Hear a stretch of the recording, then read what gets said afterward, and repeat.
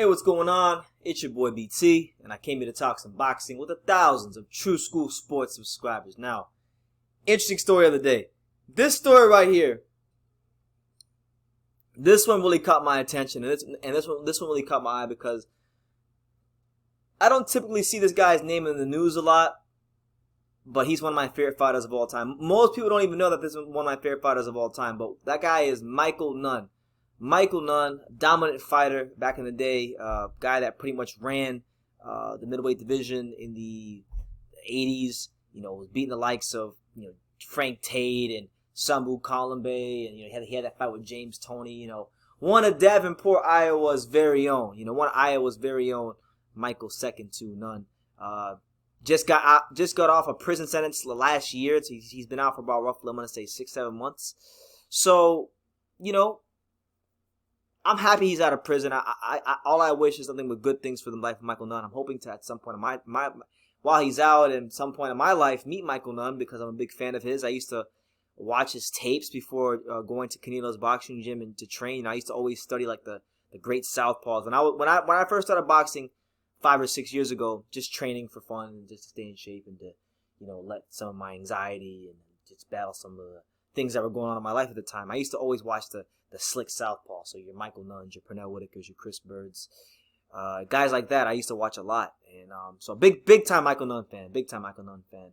But here's what basically he's considering fighting in a kickboxing match. Yes, a kickboxing match is being considered to be fought with Michael Nunn and a guy by the name of Pat Miletich or Miletich. I'm not sure if I'm saying his name right, but apparently he was the first ever UFC welterweight champion.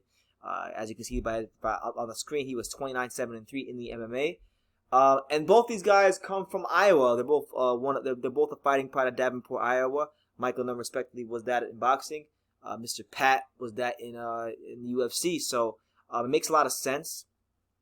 And they're saying that this could do big time numbers in Iowa. So let's see what was being said. So they were speaking to a guy by the name of Monty Cox, who was the manager. He's the manager of, he's the manager of Michael Nunn. And here's what Monty Cox said. He said, I quote, "There's one big show I'm working on. You probably heard the rumors of this, but Pat Miletich is going to fight again. He's fighting Michael Nunn, a great boxer. It's an incredible fight. This thing will draw. We could draw 7,000 people in the Quad Cities. There are two great professional athletes or fighters out of that area." He then went on by saying, just talking about Michael Nunn, he's saying that Michael has been in prison. He got out 6 months ago. It was a cocaine thing. The feds set him up to buy a kilo of cocaine.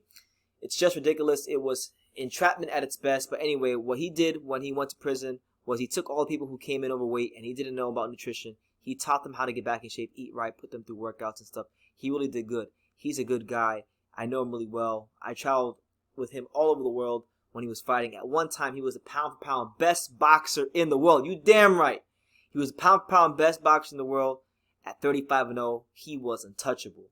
So there you go. And then he basically went on talking about just prison and what Michael's doing in prison and whatnot. But listen, I'm not gonna knock this man. I'm not gonna knock this wonderful man on the screen right here for what he chooses to do with his life, because listen, he went to prison for a long time. He was in prison for, we're talking about damn near 17 years, and he still had 7 years to serve on his sentence, and he got out early. So he got off easy, because had he still been in there, he'd be in there till about 2026. So God bless him. He got out early, and this is a guy that went into prison a long time ago, and when he went to prison, the world was a much different place. And as he's gotten out, the world is a much different place. So who am I, just a kid from Dania with, Mike Tyson shirt on his wall and some boxing credentials to tell the great Michael Nunn, one of the smoothest and best southpaws to ever put on a pair of boxing gloves, what he should and shouldn't do with his life. He paid his bid to society.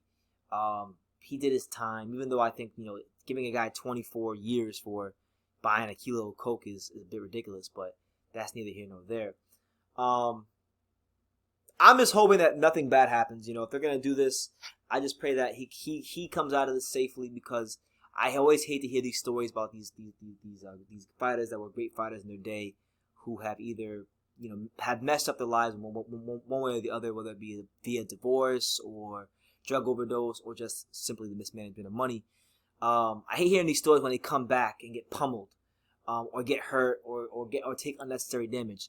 So all I can do is hope and just pray that he doesn't get any damage sustained on him, because like I said, I'm a huge Michael Nunn fan. Like most people don't even know this about me, but Michael Nunn has been a massive inspiration to true school sports and my love for boxing, because like I said, when I was learning how to box and I was learning the just how to keep my hands up and the defensive parts of boxing, Michael Nunn was somebody that I studied a lot. I used to watch his Frank Tate fight all the time. I used to watch his Sambu Columbia fight all the time. And he helped me. Just studying him helped me in the gym. Studying guys like him and Chris Bird helped me a lot in the gym. Just survive these sparring sessions because my trainer put me in with some experienced ass people. I was a guy who picked up on things really quickly, and I learned really quickly. I'm a pretty smart person, so my trainer had confidence in me to throw me in there to the wolves, as they would say. And I sparred some tough guys, some really tough guys. Nobody that you guys would know, but tough local fighters in the area that weren't taking it easy on me, and Michael Nunn really helped me with that. So thank you, Michael Nunn. Thank you, Chris Bird. Thank you, Pernell Whitaker. But yeah, I think it's great for him, because if it's gonna get him some money and earn him an honest living, earn an honest wage, then good for him. It's better that he do that this way than get into trouble doing something else. So I'm not against it. I just don't want this to be another a tale of a fighter who suffers unnecessary damage, because it really breaks my heart to see that, because I have a very small understanding for what these fighters go through, which is why I respect the sport of boxing so much. But that's the news. Michael Nunn being considered to fight the first ever UFC welterweight champion in Iowa in a kickboxing match, fresh off a 17-year bid. So Michael Nunn, God bless you. Hope everything goes well for you. Hope you stay safe. And I have nothing really bad to say about Michael Nunn. He really served he served more time than he should have served for a kilogram of cocaine. Because who really deserves a quarter century over a kilogram of cocaine? I think that's a bit extreme, but he did his time. He paid his debt to society, if you will, even though I don't think the crime he committed in the first place was that bad. But he paid his debt in a major way, and I don't think any of us are within our rights to tell Michael Nunn what he should or shouldn't do with his life when you've served that much time behind bars for something as minute as buying cocaine. But that's the news. Michael Nunn gonna fight an expected kickboxing match against the first ever UFC welterweight champion. They're both the fighting pride of Davenport, Iowa. So let me know what you guys make of this in the comments down below. Make sure you take the time to subscribe. And like I say in every single one of these videos, you can love me or you can hate me, but I'm just a kid from Daniel. So until next time, take care, guys.